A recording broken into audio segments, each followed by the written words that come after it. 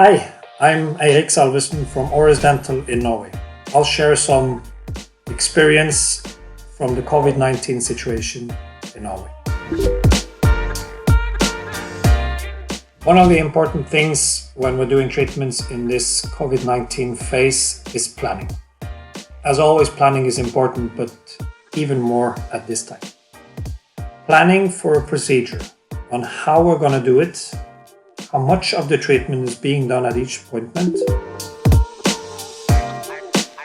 The way that we are planning our treatments nowadays in this specific situation highlights the benefits of immediate procedures in implantology.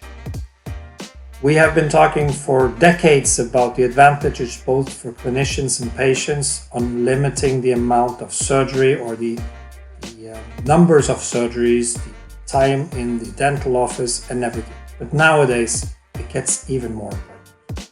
So by offering immediate solutions now on implants therapy for patients, we are able to limit the visits for the patients in our office. We are able to create a faster result for them without spending too much time, and we're also able to limit the amount of personal equipment, protection equipment needed as we are limiting the procedures. So it's a win-win as always, but specifically in this situation it really benefits